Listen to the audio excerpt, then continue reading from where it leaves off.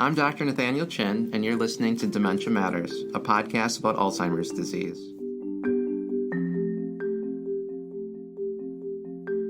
Dementia Matters is a production of the Wisconsin Alzheimer's Disease Research Center.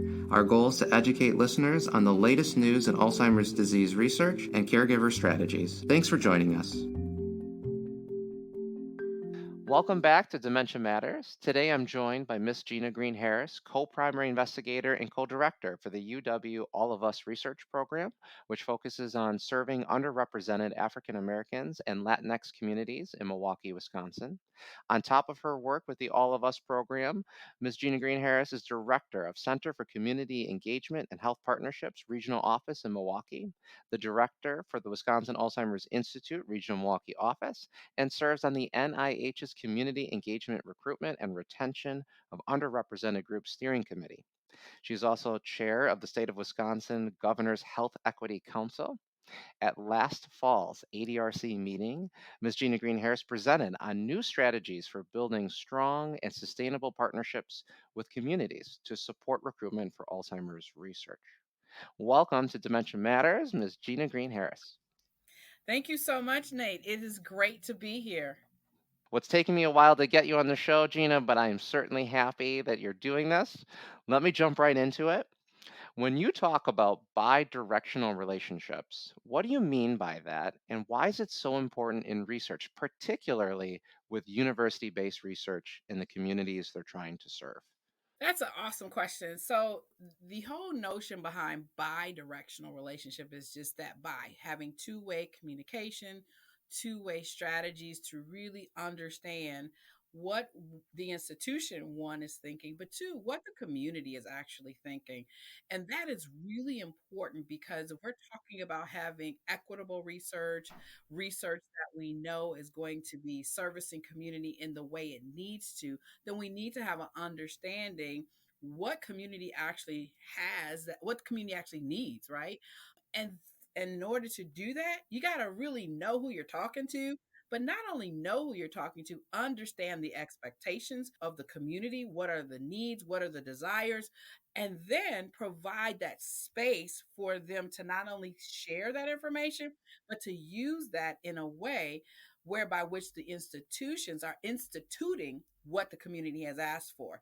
And so a good example of bi-directional relationship is I want to engage in a study around community advisory boards, and I need to understand how the community views community advisory boards, right? What do they believe their added value is? What do they believe their roles are?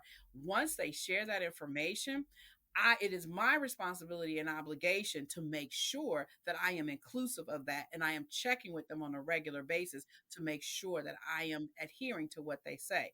So that's bi-directional, right? And then they're telling me, I'm taking it back to the university, taking it back, adding it to my research opportunity, my research writing, whatever I am, wherever I am in that process, I need to make sure I'm including that into this conversation. And also, we could talk about power shift here, right? So bi-directional means acknowledging that there's different powers and different layers of control that I will have to relinquish in order to meet people right where they are. And we can have equity in our relationships.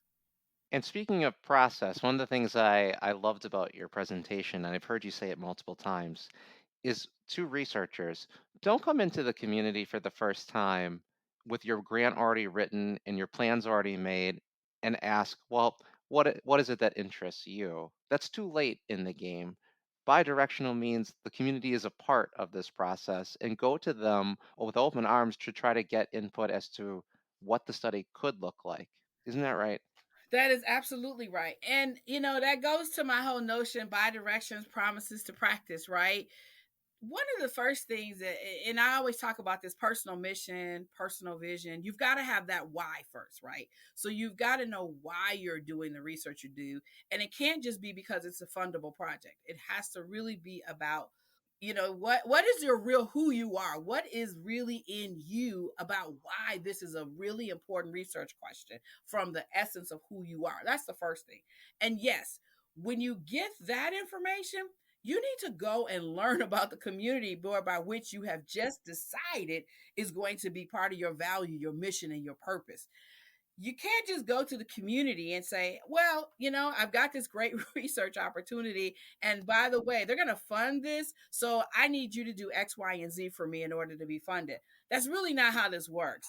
Because one, you haven't built a relationship with the community. Two, you really are telling community you're really all about yourself.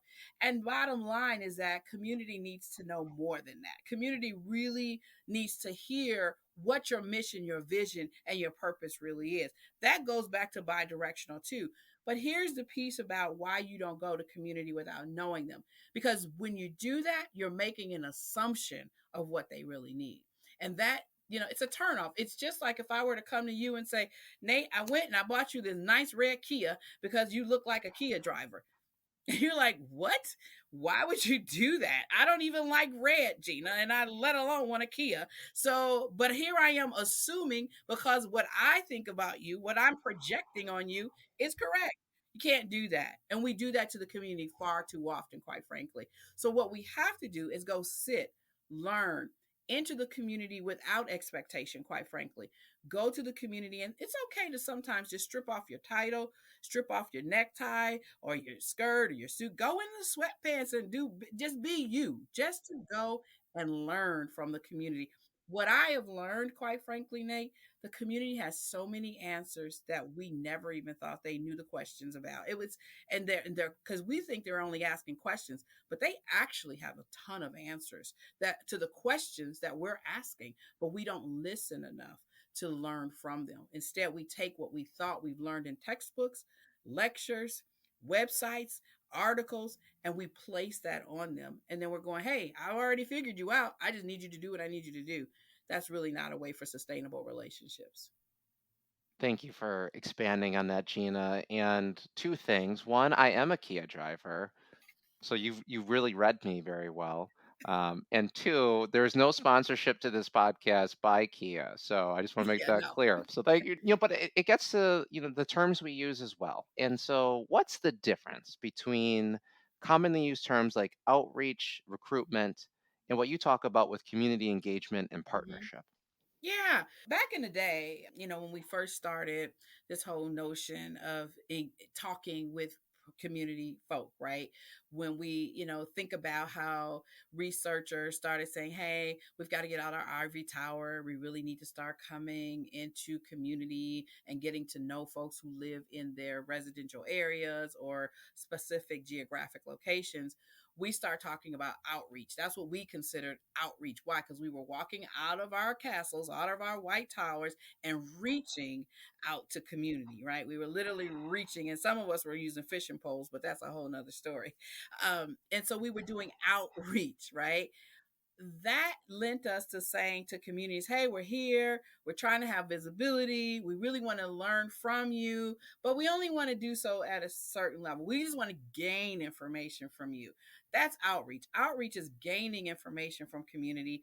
You're learning, but you're really not to the point where what you're learning is actually being applied with community. It really is about applying, I'll say, on community, right? So I'm getting the information I need to go back to write my grant and do etc. That's outreach to me. And then you may bring some dinner and you may bring some remuneration. That's outreach. But engagement says, again, I go, I sit with the people, I learn from the people, I expose myself to the people, meaning I'm vulnerable, meaning I'm opening up. And by saying, you know what? I hear you got diabetes in your community. I've got diabetes in my community. And guess what? We're going to work on this together. And then we engage the community by saying, what do you need? We look at resources on our campuses or wherever our institutions are coming from. It could be a healthcare system. I don't care. It could be because it could be a clinical trial. But what you're saying now is that I'm going to get in the trenches with you. And I'm going to bring you resources that are at my tutelage, what I can bring. And if it means you need someone to come to your church to do diabetes talks, workshops, testing, I'm going to do that with you, not because I want you to do my research, but because I care about you as the community. And so then I'm engaging, I'm coming, I'm learning what the critical areas are, I'm learning what the primary priorities are. And then I'm taking that back from what the community is saying to us and using that with community writing grants together, bringing my thoughts together, doing the research with community. That's a really big difference. That's engagement to me. And so you spoke about some of the tenets or components of community engagement. Can you briefly go over those for us? Yeah, so again, tenets of community engagement really are inclusive of one, knowing the community before you ask a question. That's really important.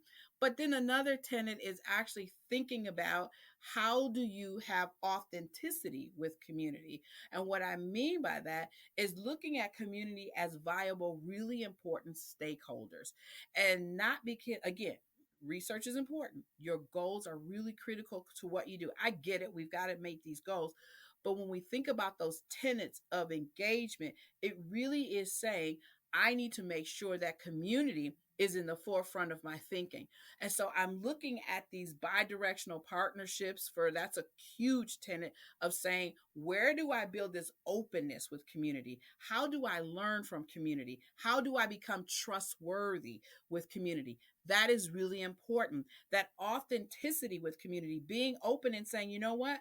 I have never worked in this community ever in my life, but I do have a passion for it. I know what the challenges of this community are, and I would like to be a part of helping you all, not doing it for you, but rolling up my sleeves to really work with this community for improvement of health, for improvement of access to resources, all of those things that we know we say our communities are suffering.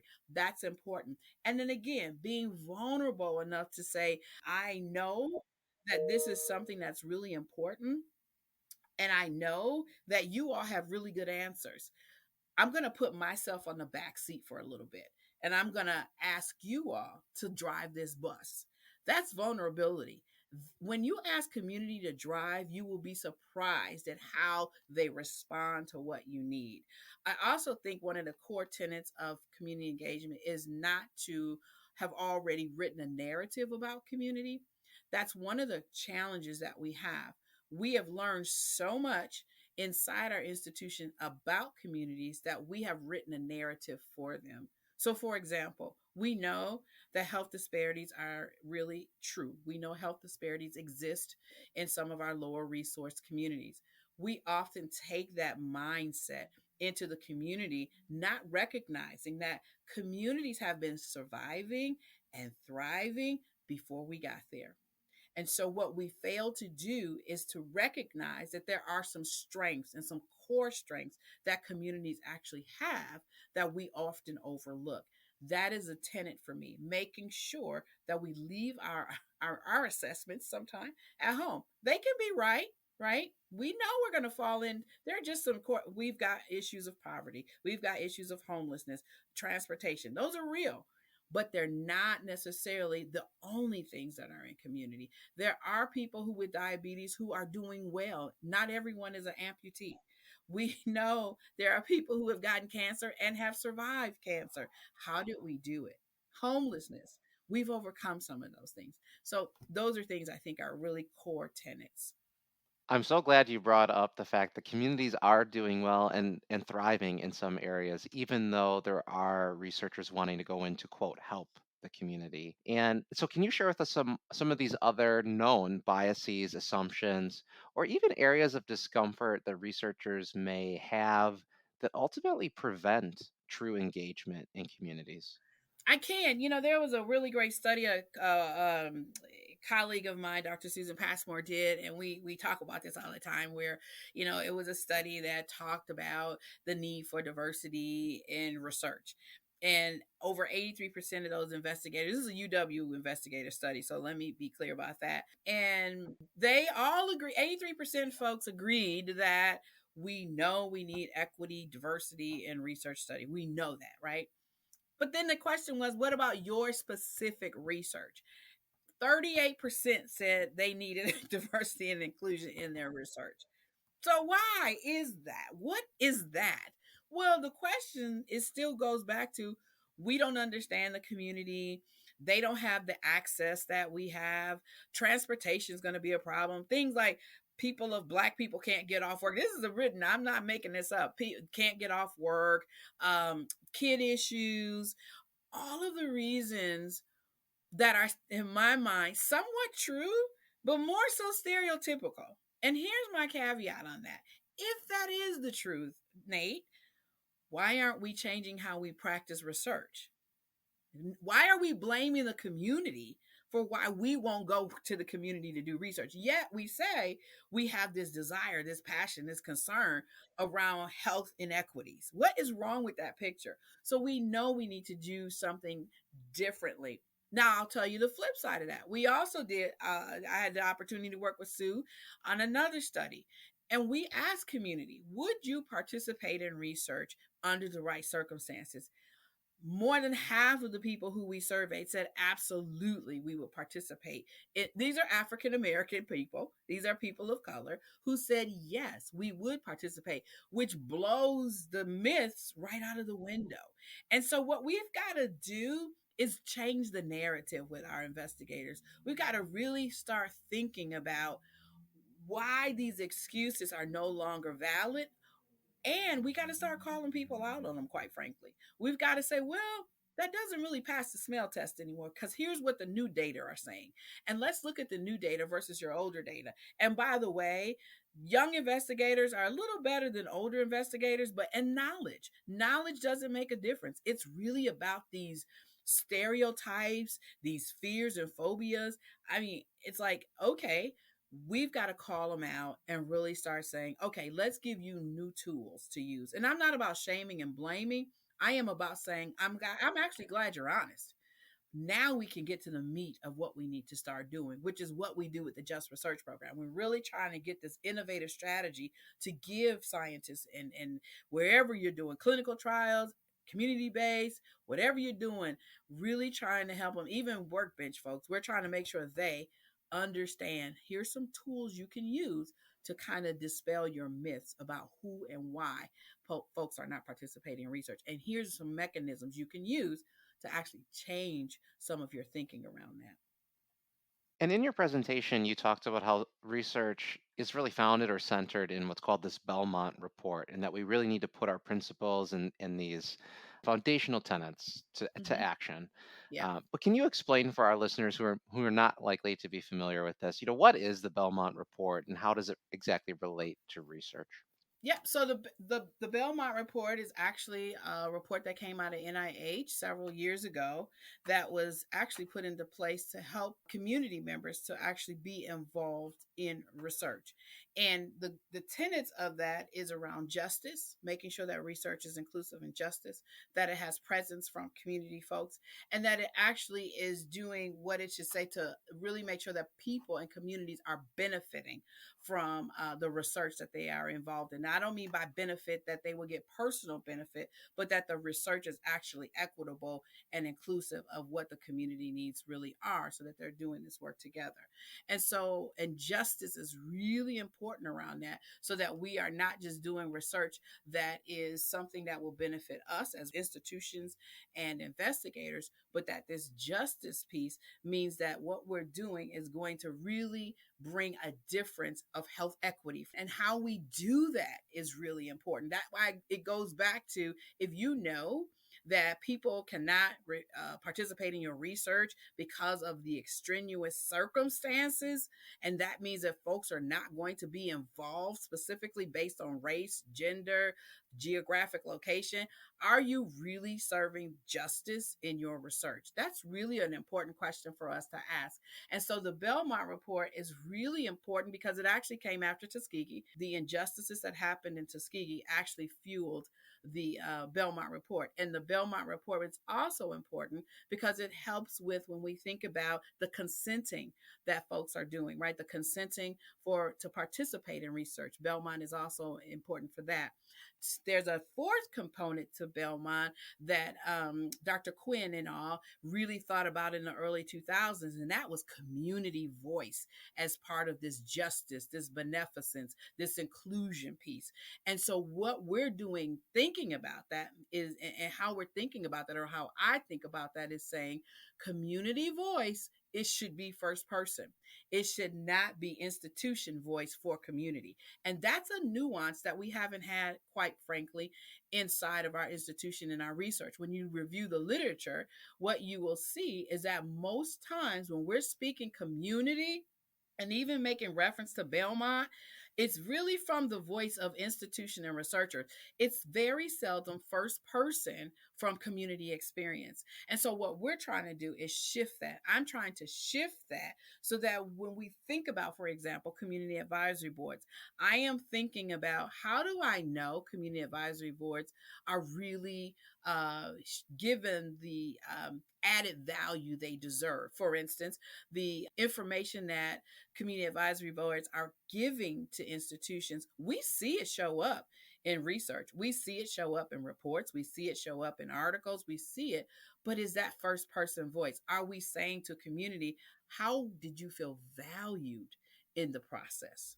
So we got what we needed, but did the community, did the cab, and did you as an individual really get what you thought you needed out of that? So for me, all of that is encompassed in that Belmont report. And that's really where that work to say we've got to be intentional about how we're meeting the community where it is so that they can actually continue to move forward with us in research so that we can actually have better outcomes in the end. Does that make sense, Nate? No, no, that's and frankly, when you use the word intentional, I think that's really key because you've spoken so often and on this podcast now about moving from promises to practices, which is this idea of intentional action. You've mentioned this idea of researchers shifting power dynamics to allow for communities to be present at the table. And you've also spoken about the importance of showing respect for communities in a authentic way.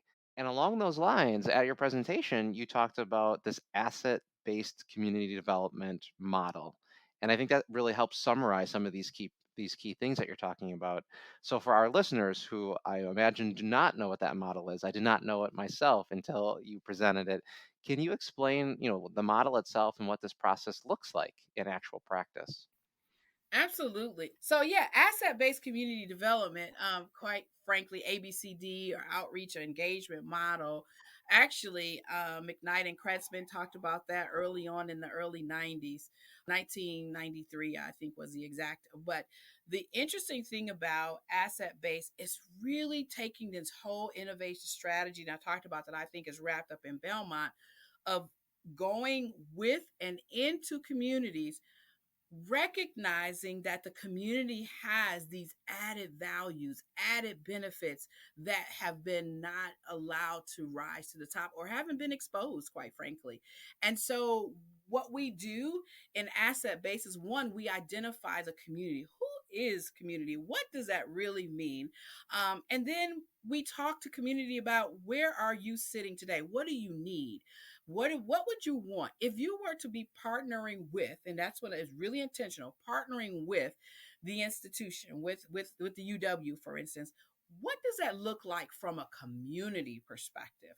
And what are the assets that you believe that the community could bring to help guide our work as we want to work with you? So that's the first part. And it means engaging community where they are. Our motto is meet the people where they are. So I'll give you a really good example. When we first started our Wisconsin Alzheimer's Institute Regional Milwaukee office, we were interested, of course, in Alzheimer's, right? We wanted to talk to the community about Alzheimer's.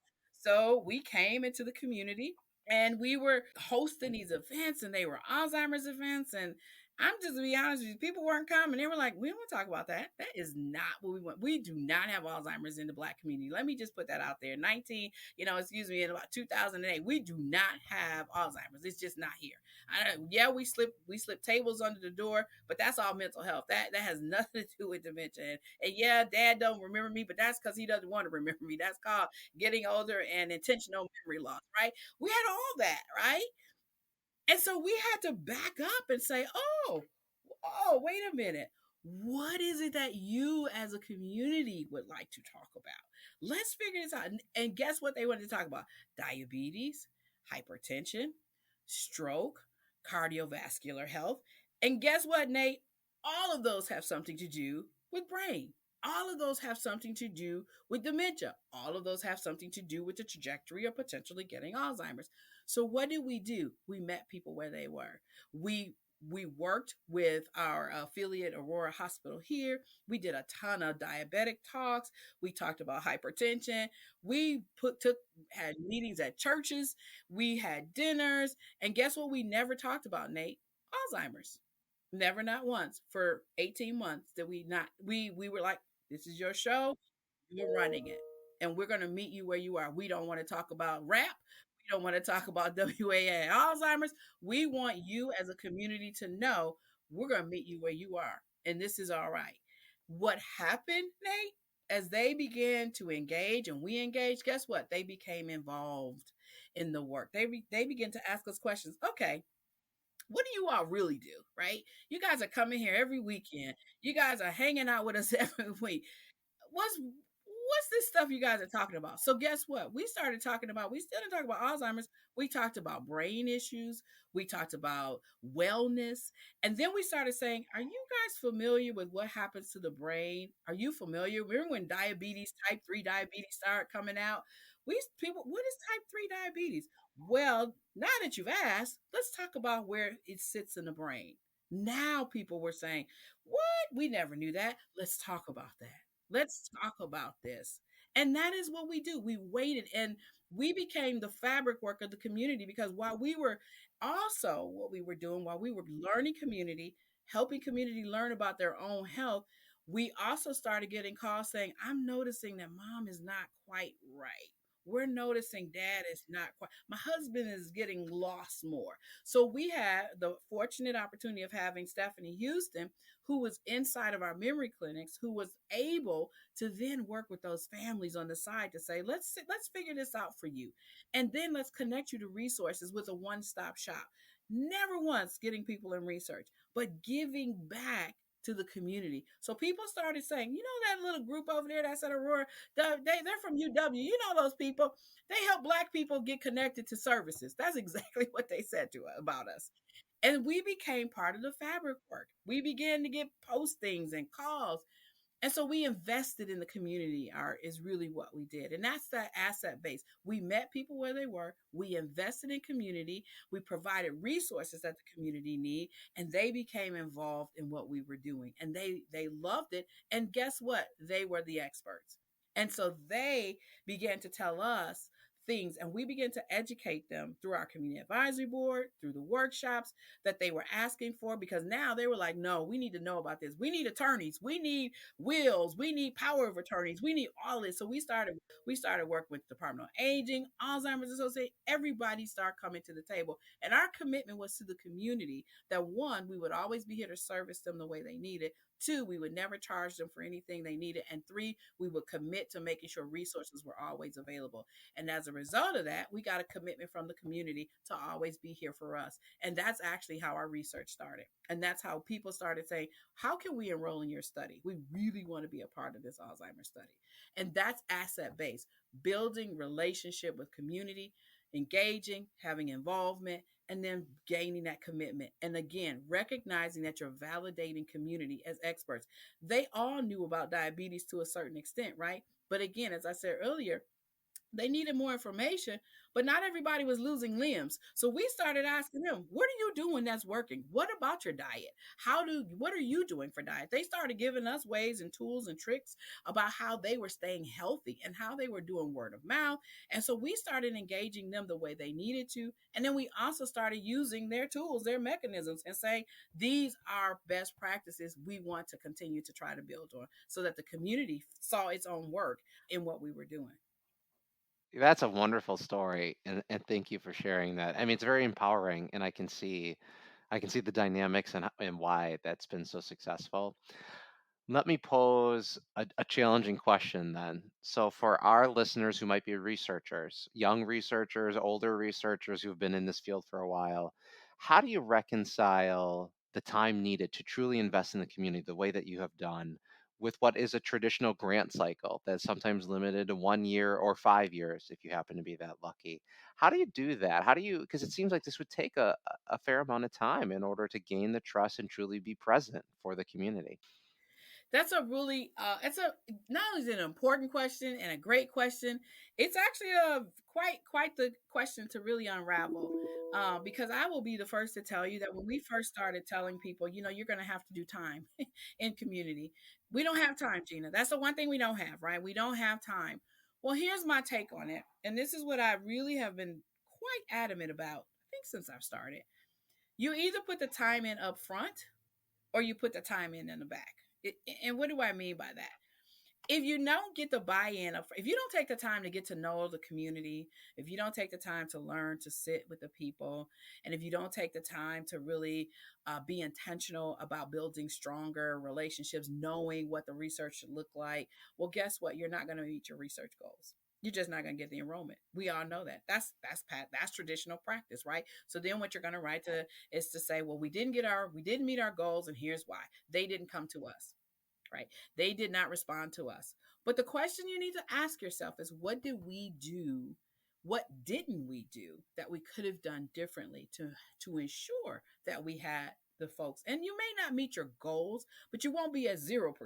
You might be more at 75%, right? Which is where you want to land anyway.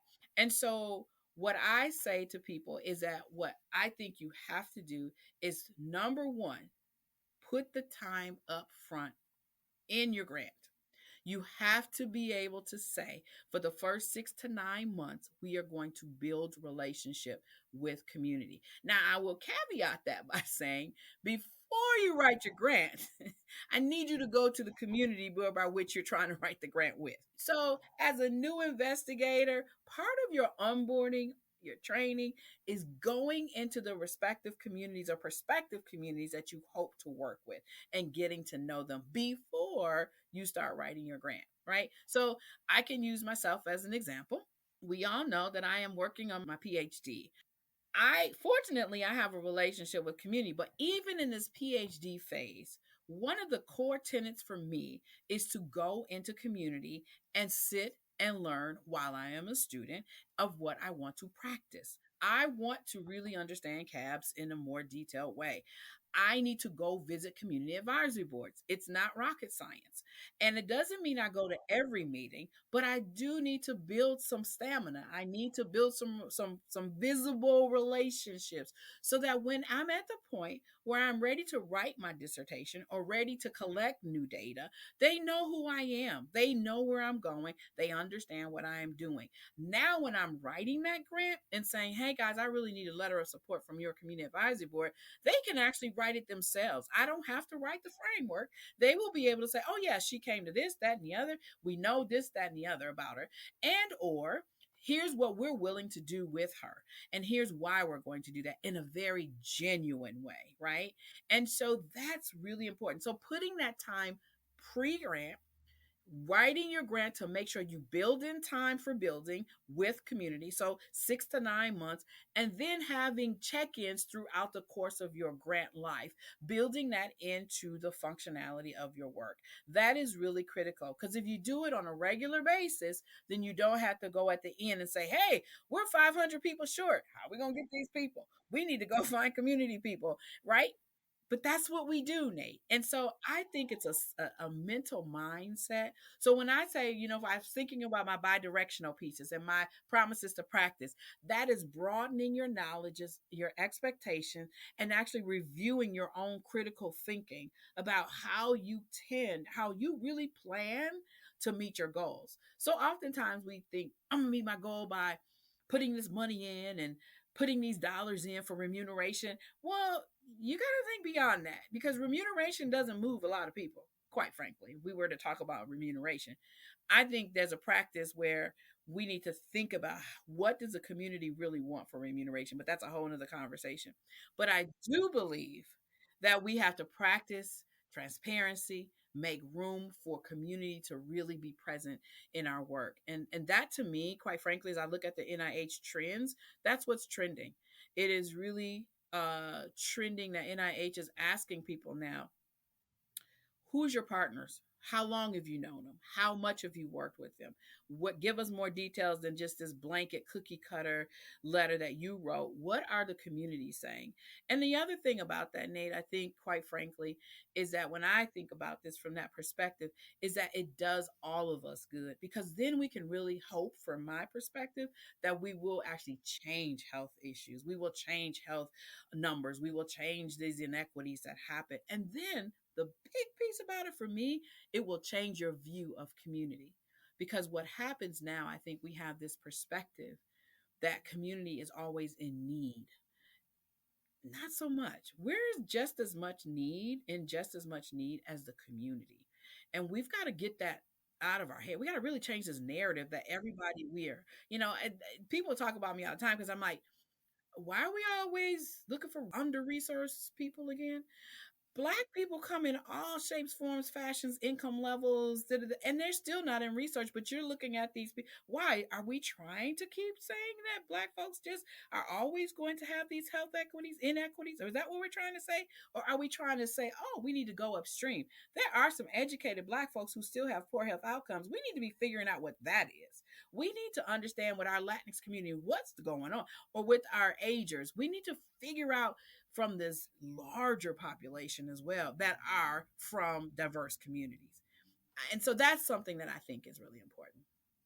Yeah, so Miss Green here, you've also mentioned community advisory boards multiple times. So I'm hoping you can share for our audience, what exactly is the community advisory board and how does it different from what a participant advisory board? Absolutely. So our community advisory board has been with us with the WAI since we started, and that was really important for us.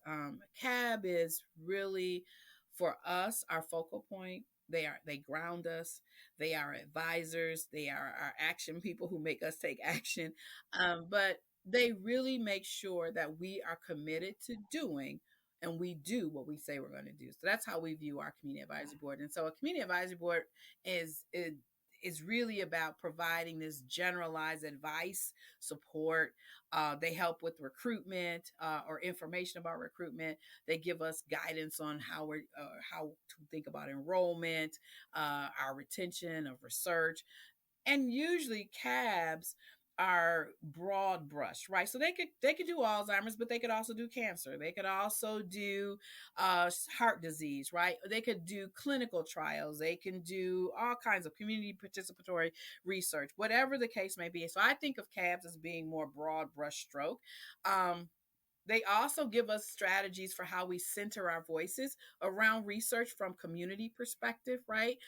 Especially in our underrepresented, under resourced groups, right? And then they support this bi-directional relationships.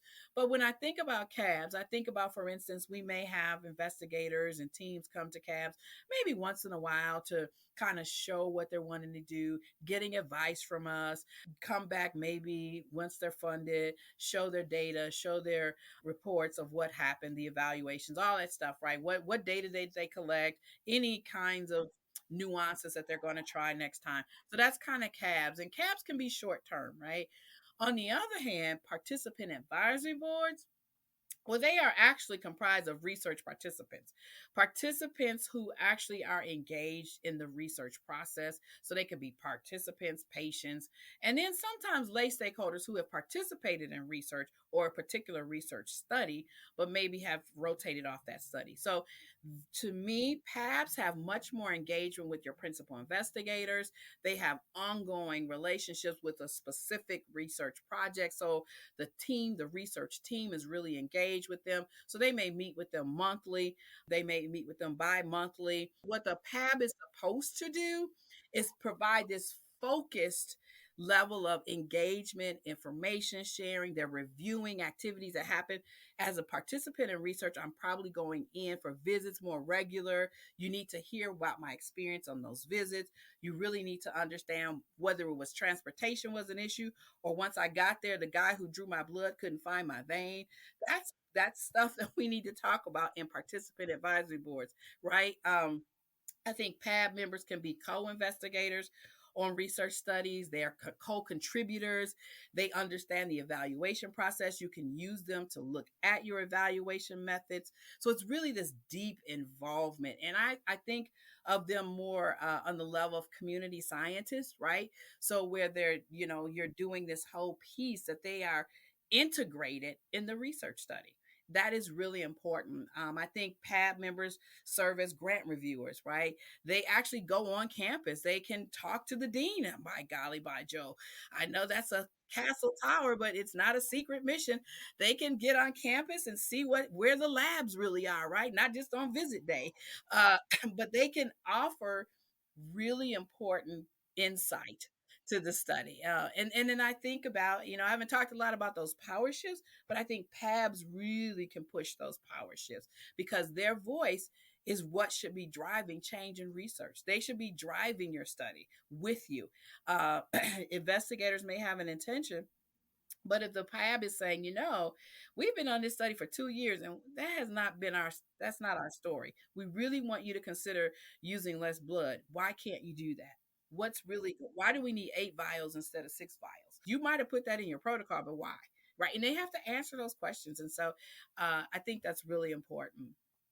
Yeah, thank you for explaining the difference. And of course, in this podcast, we talk a lot about blood-based biomarkers. So I don't want to answer the question about why there's so much blood, Gina, but I do want to end our conversation with a question about sustainability, because when you talk about bi-directional relationships, you also say, in addition to being intentional, authentic, it needs to be sustainable.